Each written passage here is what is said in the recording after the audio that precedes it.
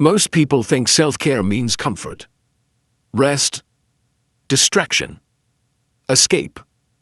But comfort has never built a strong life. Stoicism teaches a harder truth. You do not love yourself by indulging yourself. You love yourself by not abandoning yourself. By holding standards when emotion weakens you. By choosing discipline over impulse. By staying upright when life applies pressure. What follows is not motivation. It is a way of living. 7 Stoic habits. Not to feel better for a moment, but to become someone who no longer falls apart. Listen carefully. Because strength is not found in comfort. It is built through choice. Habit 1. Live by virtue, not emotion. Most people believe they are making choices. But in truth, they are reacting. They wake up already ruled by how they feel. If the morning feels heavy, they move slowly.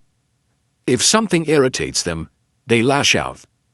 If fear whispers, they retreat. If boredom appears, they reach for comfort. This is not a life guided by reason. It is a life dragged forward by emotion. Stoicism begins where modern thinking refuses to look. It does not ask you to feel better first. It asks you to act better first. Because emotions do not create clarity. Clarity creates stability, and stability reshapes emotion. Marcus Aurelius did not write to himself about chasing happiness. He wrote about remaining upright when happiness was unavailable. He understood that a human being is not defined by what they feel, but by what they choose when feelings are unstable. Emotion is whither. Virtue is direction. When emotion leads, your standards collapse under pressure. You say things you later wish you could erase. You break promises you once believed in. You abandon disciplines that mattered yesterday. And after each emotional reaction, something inside you weakens. Not loudly. Quietly. Because the deepest form of self-betrayal is knowing better and doing otherwise. Virtue is what remains when emotion is stripped away. It is not excitement. It is not motivation. It is not mood.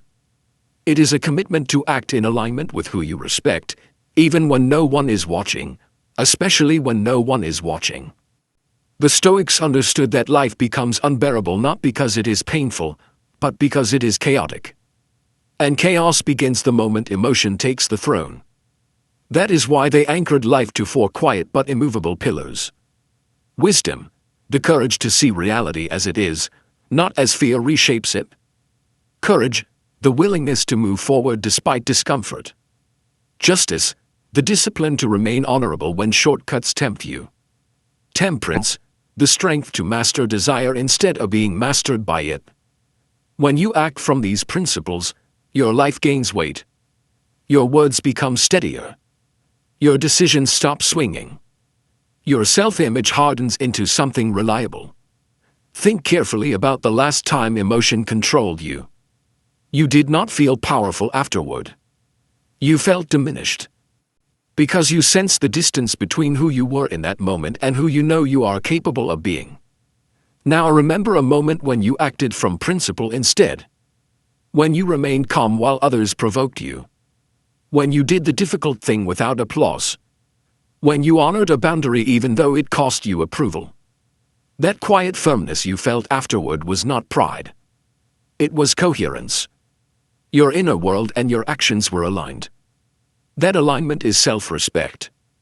And self-respect is the foundation of real self-care. Stoicism offers a simple internal checkpoint, one that cuts through confusion. Before you act, pause and ask yourself not how you feel, but who you are becoming. Is this action wise? Is it just? Is it courageous? Is it restrained? If the answer is no, do not move yet. Not because you are weak, but because you are disciplined. This is not about suppressing emotion. Stoicism never demanded emotional numbness. It demanded emotional hierarchy. Emotion informs. Virtue decides. When virtue holds the wheel, your life becomes harder to shake. You stop negotiating with impulses. You stop living in apology to your future self. You stop feeling ashamed of yesterday's choices. You become predictable in the only way that matters. You can trust yourself. And when a person can trust themselves, they no longer seek constant reassurance from the world. They move with quiet authority. They speak with restraint. They endure without collapsing. This is why living by virtue is not moral idealism. It is psychological grounding. It is stability in motion. It is strength without aggression. Above all, it is the first act of refusing to abandon yourself. Habit 2. Protect your mind through the dichotomy of control. Most of human suffering does not come from pain. It comes from resistance. From fighting reality as if it should have asked for permission before unfolding. Most people exhaust themselves trying to manage outcomes, control other people, predict the future, rewrite the past, or hold responsibility for emotions that were never theirs to carry. And then they wonder why their mind feels crowded, restless, and heavy. Stoicism cuts through this confusion with a truth so simple it feels almost offensive. Some things are within your control. Some things are not. And your entire inner life depends on whether you know the difference. You suffer not because life is unfair, but because you demand control where none exists. The Stoics understood that the mind weakens when it chases what it cannot command. Energy leaks when attention is scattered. Peace dissolves when responsibility is misplaced. Epictetus did not say that life would be easy. He said it would be clear, if you were willing to see it clearly. Only 3 things truly belong to you: your judgments, your choices, your actions. Everything else, outcomes, timing, opinions, recognition, rejection, success, failure, other people's behavior, even the body itself, exists outside your command. The modern mind resists this. It wants control because control feels like safety. So it grips harder. And in gripping harder, it breaks itself. Think about how much mental weight you carried recently that was never yours. Someone misunderstood you. Someone acted unfairly. A plan collapsed. An effort went unnoticed. A message was not returned the way you hoped. None of this belonged to you. Yet you carried it as if it did. And carrying what is not yours quietly erodes self-respect. Because every time you obsess over what you cannot control, you neglect what you can. Stoicism is not detachment from life. It is precision within life. It teaches you where to place your attention so it stops bleeding. The dichotomy of control is not a philosophy you admire. It is a boundary you enforce. Every disturbance becomes a question. Is this within my control? If the answer is yes, you act with full responsibility, without hesitation, without complaint. If the answer is no, you release it without negotiation. Not later. Immediately. This is not indifference. It is discipline. Because peace does not come from fixing everything. It comes from refusing to fight unwinnable battles. Most people confuse letting go with giving up. But letting go is an act of strength. It is the decision to conserve your mind for what actually shapes your character. When you stop trying to control what was never yours, something shifts inside you. Your reactions slow. Your breathing deepens. Your thoughts lose their sharp edges. You become harder to provoke. Harder to manipulate. Harder to exhaust.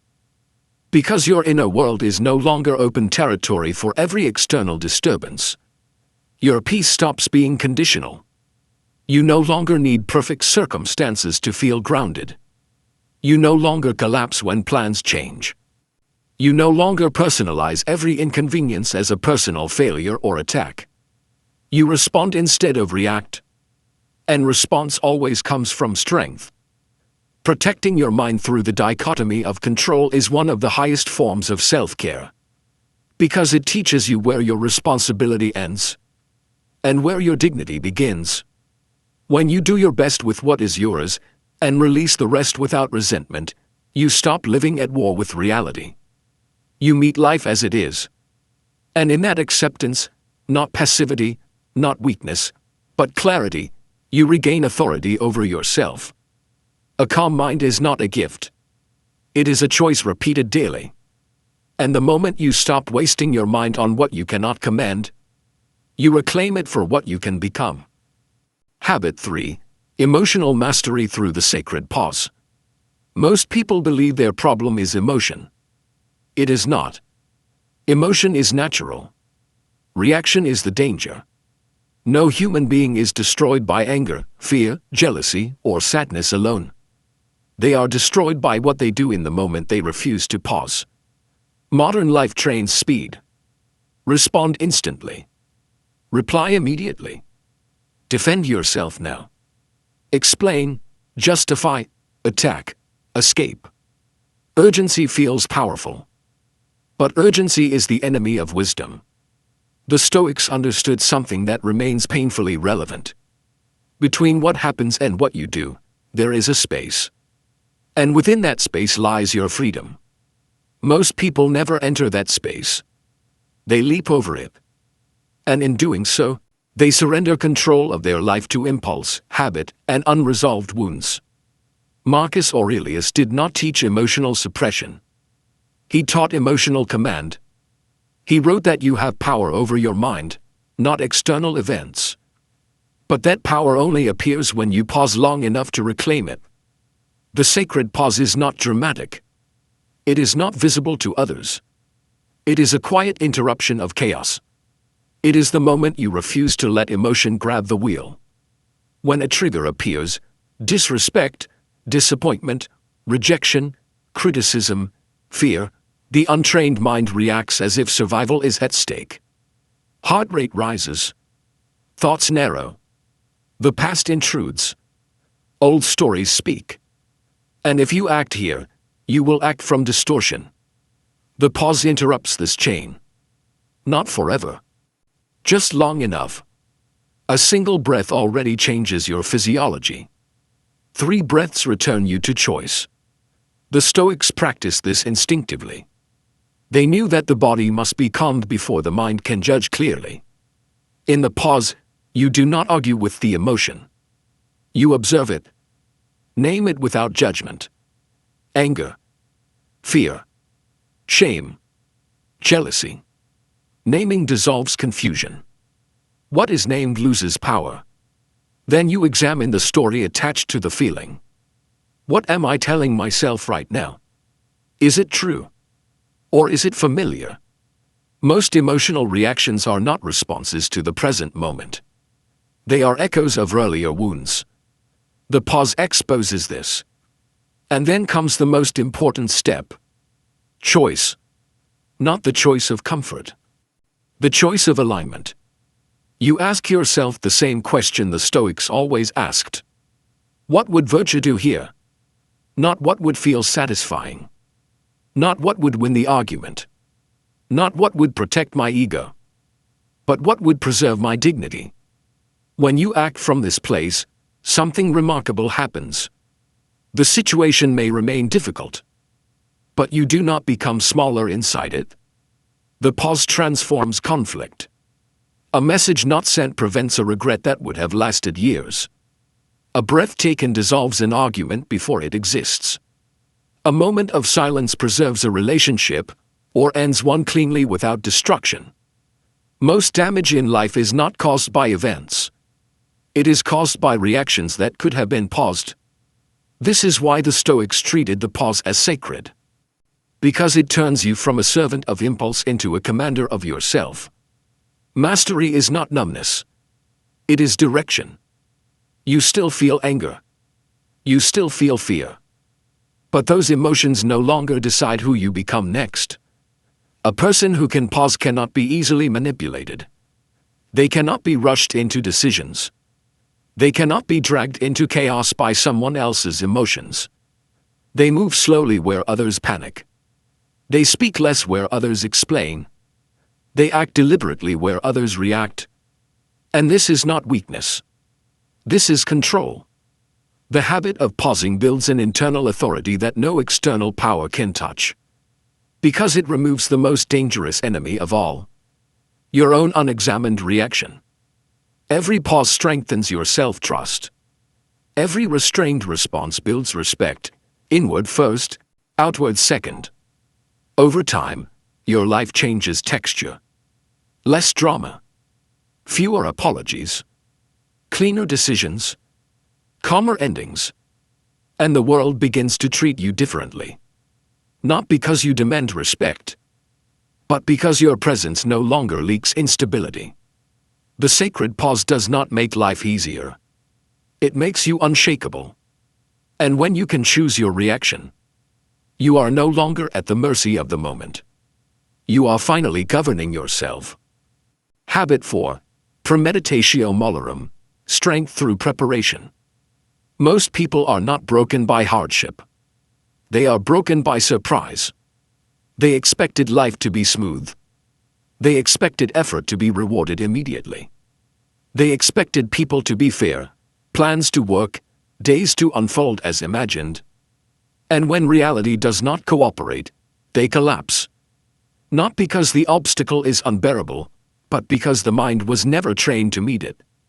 Stoicism begins by removing this illusion. Life is not obligated to be easy. And the sooner you accept this, the stronger you become. The Stoics practiced a discipline that modern thinking avoids. They rehearsed difficulty before it arrived. Not to become pessimistic, but to become unshakable. Premeditatio Malorum means the premeditation of adversity. It is the quiet act of looking directly at what might go wrong, so it loses its power to terrify you. Seneca wrote that heroes present difficulty of its strength by having contemplated its arrival beforehand. This was not fear. It was preparation. An unprepared mind reacts with shock. A prepared mind responds with clarity. Most people are ambushed by ordinary life. A delay feels like betrayal. A rejection feels like an attack. A small inconvenience feels personal. Because they train their mind only for comfort. The Stoics trained for impact. They understood that adversity does not announce itself. It arrives quietly. Through missed messages, broken expectations, disrespect, loss, change. When the mind expects perfection, reality feels violent. When the mind expects challenge, reality feels manageable. Premeditatio Malorum is practiced simply. Each morning, you imagine one realistic disruption. Not catastrophe. Not tragedy. Just friction. A plan falling apart. Someone speaking unfairly. An effort not being recognized. An interruption. A delay. Then you ask yourself a deeper question. If this happens, who will I be? Not how will I feel? Who will I be? Which virtue will I need? Wisdom to see clearly. Courage to endure discomfort. Justice to remain honorable. Temperance to restrain impulse. You also ask what emotion might arise. Annoyance. Disappointment. Resentment. And you decide in advance not to be ruled by it? This is where power is built. Before the moment arrives. Because when difficulty comes, and it always comes, your mind recognizes it. It has been here before. And recognition removes fear. The obstacle no longer feels like a personal attack. It feels like terrain. This practice changes your relationship with life. You stop demanding smoothness. You stop feeling entitled to ease. You stop interpreting resistance as injustice. And something unexpected happens. You become grateful more often. Because when you stop expecting perfection, ordinary stability feels generous. When you stop expecting fairness, moments of fairness feel precious. When you stop expecting comfort, comfort becomes a gift instead of a demand. Premeditatio Malorum does not make you cold. It makes you resilient. You still feel disappointment. But it does not knock you off balance. You still face hardship, but it does not fracture your identity. You move through difficulty with quiet readiness. Not tense, not bitter, but grounded. This is psychological armor. Not against pain, against collapse. The world will test you. That is guaranteed. What is not guaranteed is whether you will meet that test with panic or preparation. Those who rehearse adversity move through life with steadiness. They are rarely shocked, rarely outraged, rarely destabilized. Not because life is kind to them, but because their mind is trained. Strength is not built in ease. It is built in expectation. And when you prepare your mind for what may come, nothing arrives as a stranger. Nothing catches you unready. Nothing breaks you. Habit 5. Radical honesty in your journal. Most people are not lost because they lack information. They are lost because they avoid the truth about themselves. They stay busy. They stay distracted. They stay entertained. Anything, as long as they do not have to sit quietly with their own mind. Because silence exposes what noise hides. The Stoics understood that an unexamined mind becomes a prison. Not because it is evil, but because it operates in the dark. Seneca ended each day by reviewing himself. Not to punish, not to shame, but to see clearly. Clarity, to the Stoics, was not self-criticism. It was self-respect. Radical honesty begins where excuses end. It is the willingness to look at yourself without performance, without defense, without storytelling. Most people lie to themselves in subtle ways. They rename fear as caution. They rename avoidance as patience. They rename comfort as self-care. And slowly, these small distortions shape an identity that feels stuck but familiar. What you do not confront begins to govern you. Journaling is not about writing beautifully. It is about removing filters. When you write honestly, patterns appear. You see which emotions control you most. Which situations trigger weakness. Which habits drain your energy. Which beliefs quietly sabotage your confidence. You also begin to see something else. Moments of discipline you overlooked.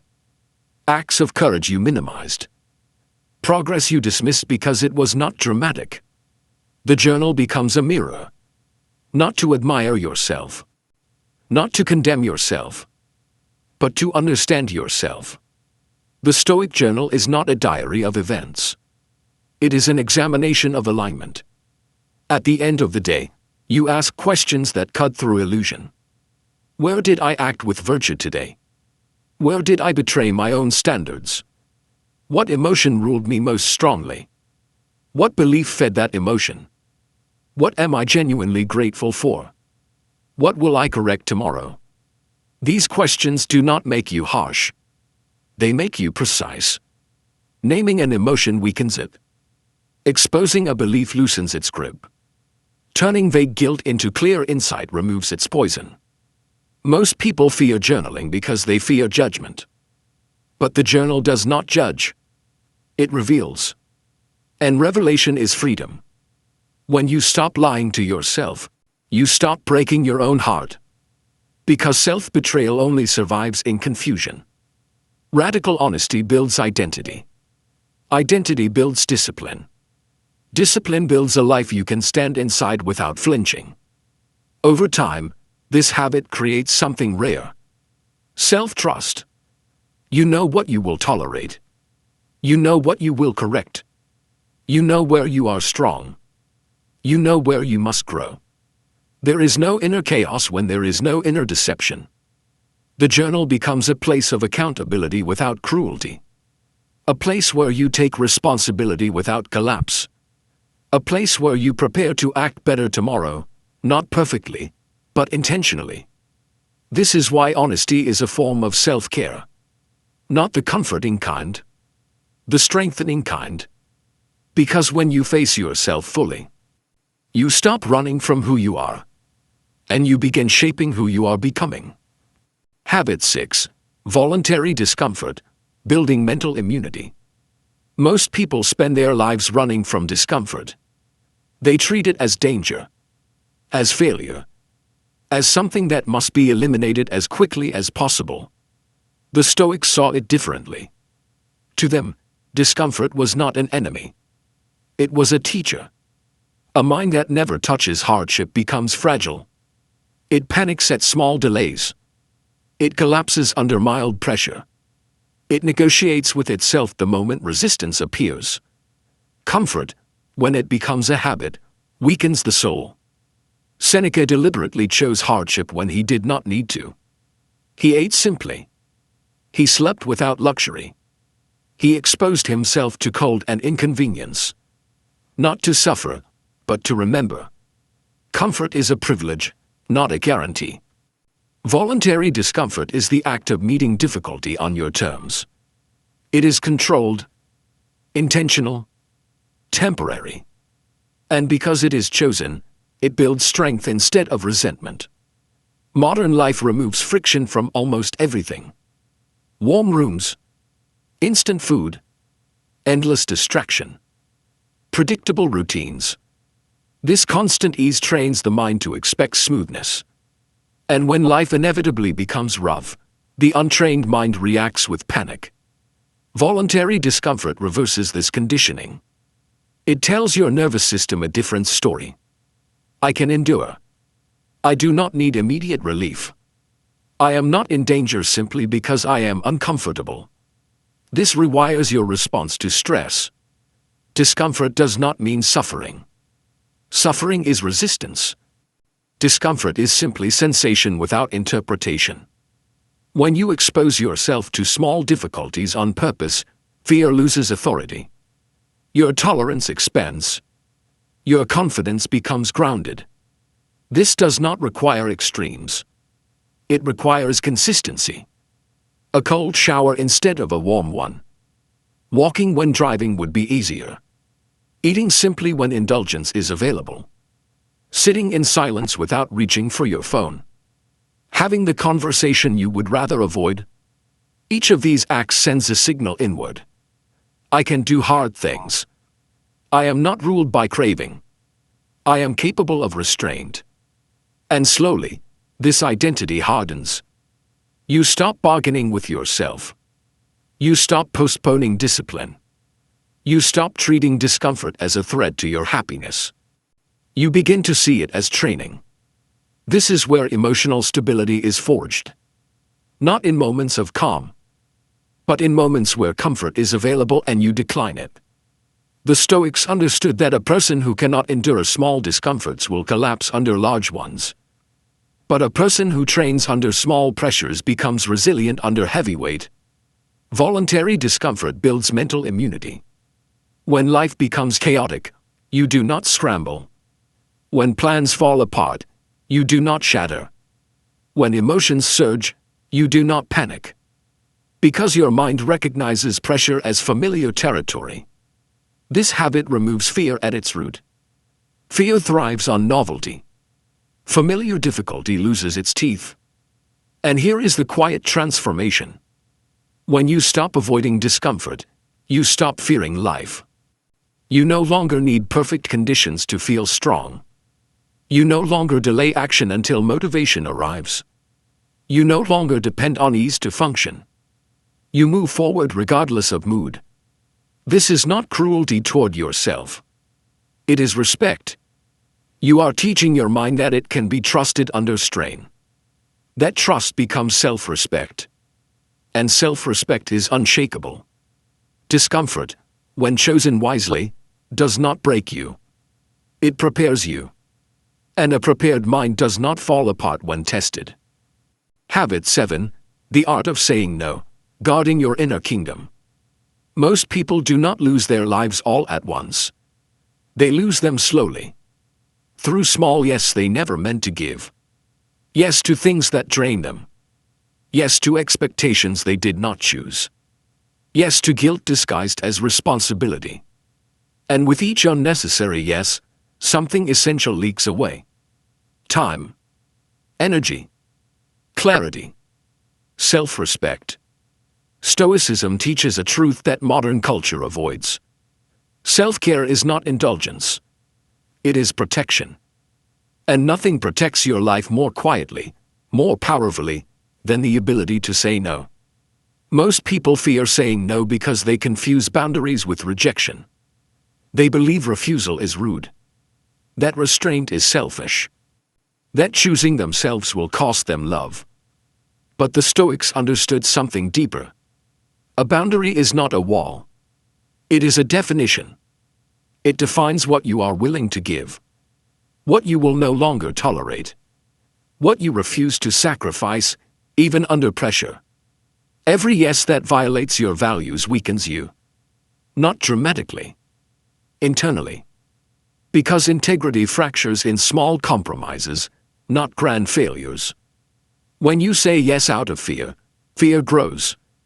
When you say yes out of guilt, guilt becomes your master. When you say yes to keep the peace, you lose your own. You cannot love yourself while continuously abandoning your limits. The Stoics did not aim to be liked. They aimed to be aligned. Alignment means your actions reflect your priorities. Your calendar reflects your values. Your energy flows toward what matters. This requires the courage to disappoint others before you disappoint yourself. Saying no does not require explanation. It does not require justification. It does not require apology. A calm no is enough. Not an angry no. Not a defensive no. A grounded no. One that comes from knowing what you are protecting. Your time is finite. Your attention is limited. Your emotional capacity is not endless. Treating these as sacred is not arrogance. It is wisdom. Most people are exhausted not because life is too demanding, but because they never learn to refuse access. When you stop saying yes automatically, something changes. People adjust. Some resist. Some disappear. And that is information. Those who respected you remain. Those who benefited from your lack of boundaries lose interest. This is not loss. It is clarity. Each no strengthens your relationship with yourself. You begin to trust that you will protect your own life. That trust becomes confidence. Quiet. Unforced. And with confidence comes peace. You are no longer pulled in 10 directions. You no longer resent obligations you chose unconsciously. You no longer feel fragmented. Your life gains shape. Stoicism teaches that your time is your most valuable possession. Every yes spends it. Every no invests it. When you guard your time, you guard your future. Saying no creates space. Space for rest. For depth. For growth. For work that matters. For relationships that nourish instead of drain. This is the final form of self-care. Not softness. Not escape. Sovereignty. A person who can say no calmly cannot be controlled, cannot be rushed, cannot be used. They move through life with quiet authority. Because their actions answer to principle, not pressure. And when you finally learn to say no to what diminishes you, you say yes to who you are becoming. This is not rejection. It is direction. You are not here to serve every demand. You are here to guard your inner kingdom. And a kingdom that is protected endures. These 7 habits are not ideas. They are disciplines. They teach you to live by virtue, protect your mind, pause before reacting, prepare for hardship, face yourself honestly, train through discomfort, and guard your life with boundaries. Most people will hear this and change nothing. A few will practice quietly. You do not need perfection. You need alignment. The moment you stop abandoning yourself, your life stops drifting. Self-care is not softness. It is sovereignty. And when you commend yourself, life no longer controls you.